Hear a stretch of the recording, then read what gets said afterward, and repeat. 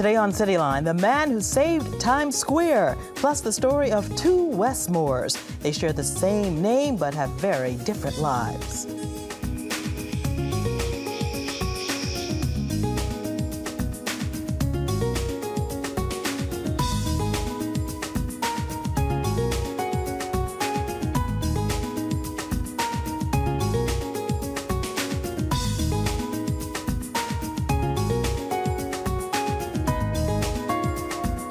Hello everyone, I'm Karen Holmes Ward. Welcome to CityLine.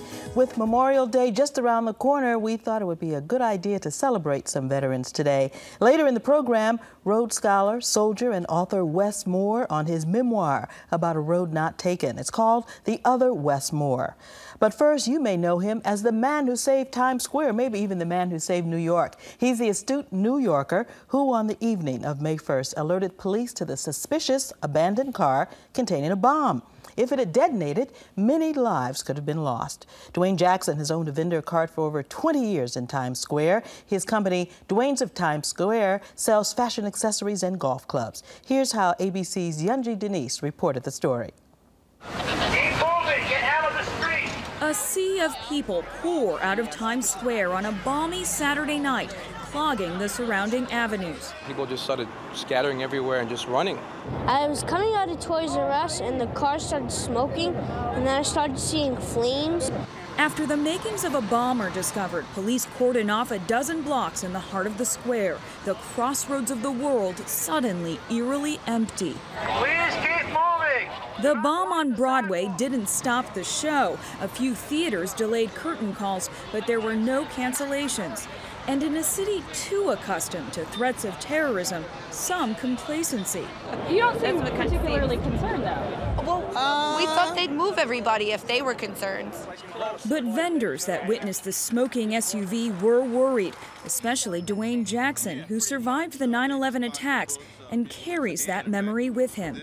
I saw the propane tanks and the gasoline. What if that would have ignited? I mean, I'm less than 8 feet away from the car, so that was my whole thing, is that, you know, we dodged a bullet here. Dodged a bullet thanks to this man, who was selling I Love New York t-shirts steps away. Lance Orton, a Vietnam veteran, immediately alerted a mounted policeman. Your message, Lance, to the people of New York. If you see something, say something. Not looking for attention, just doing the right thing. The man who saved New York, well, I know him as Dwayne Smokey Jackson. We met at Boston University. He's a 1976 graduate at BU with a degree in urban planning and completed postgraduate work at the University of District Columbia in transportation planning. Jackson is a Vietnam vet and served on board the USS Ranger in 71-72, where he worked as an airman on the flight deck. Welcome to CityLine. Thank you, Karen. Hi, Dwayne. Well, what a crazy maelstrom you have been in since this thing went down on May 1st. Yes, you know, as I said earlier, you know, we certainly dodged a bullet at that particular time, but, you know, little did I know when I approached the car and looked inside the contents of the vehicle. You know, I just saw that it was parked very close to the corner. I walked over to it, looked inside. The keys were in the ignition.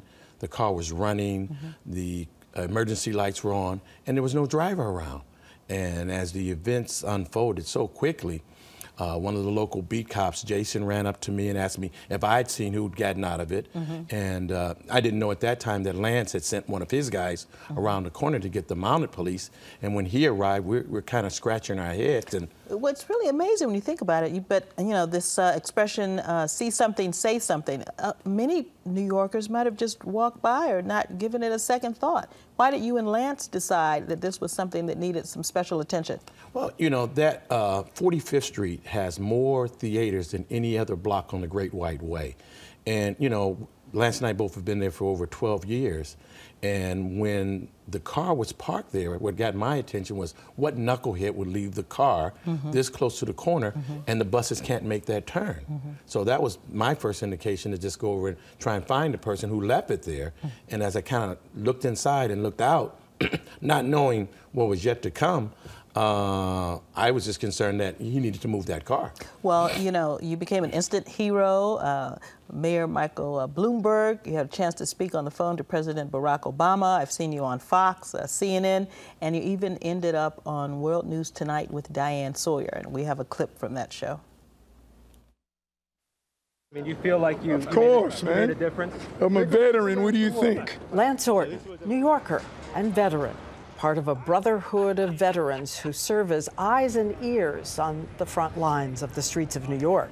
A state law going back to the Civil War gives vending licenses to disabled veterans. There are 105 among the thousands in business around Times Square, selling everything from pocketbooks to T-shirts to all the things that say, "I love New York." If anybody would see anything out here that was out of the ordinary, it's all these veterans that have a spot on every corner. A lot of the guys know each other. And it's not only Vietnam veterans, but they're veterans from Iraq, from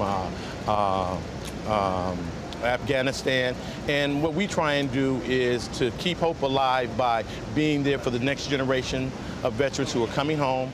A band of brothers who once served in the fight for freedom, looking out for all of us on the streets of New York. You're safe, don't worry. Yes, we got you. You never have to worry in Times Square.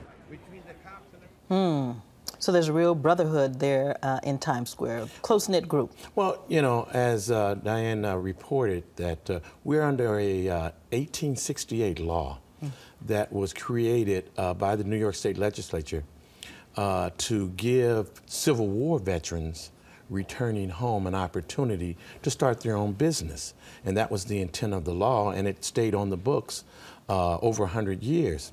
And unfortunately, it was during the time of the Dinkins administration that the politics of it changed, and they adjusted the law, or should I say amended it, that actually disenfranchised us for about 6 years.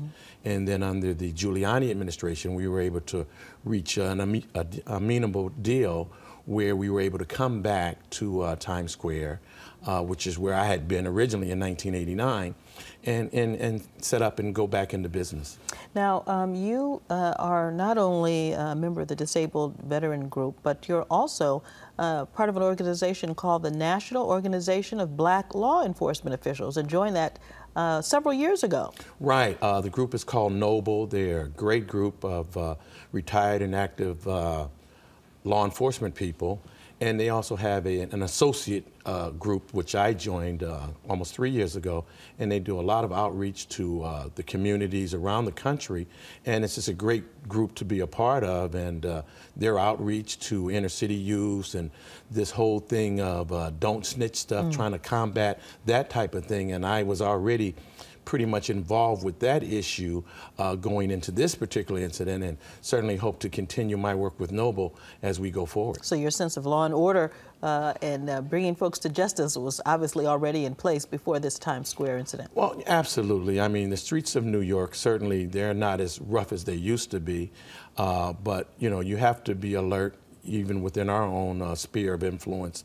But I'm a person who believes in communityism and you know, looking out for your neighbor and that type of thing, and I will continue to do that. Now, you were here this past week to attend commencement activities at Boston University. You and I both BU grads. Yes. And you're also in charge of another organization, an alumni group out of BU. Tell us about that. Yes, it's the Golden Decade Foundation. We have a website, goldendecade.org. And what we do, about 5 years ago we started it, and it's not only BU grads, but grads from some of the other universities and colleges in the Boston area that attended school in the 70s and the 80s. And as that old saying goes, help throw the rope back. That's exactly what we try and do. We do a mentoring program, we do some internships, and we do some networking, and we offer scholarships to young people all over the country who are trying to matriculate through the university system. And it's not just a BU or a Harvard or Tufts or Brandeis, but also, you know, we've given scholarship to Ella Skeeter Williams' daughter out in at USC. Skeeter's a famous actor, for those that don't know. Many have seen him in the Verizon commercial most recently. It's a good group. Good, lots of folks who came through Boston University during that period have gone on to just wonderful careers, great connections, and so it's good to kind of bring people back together and exchange business cards and see how everybody can help each other. Sure, it's about, you know, networking, and, you know, also, you know, class of '74, Alfre Woodard. You know, I just found out that in the class of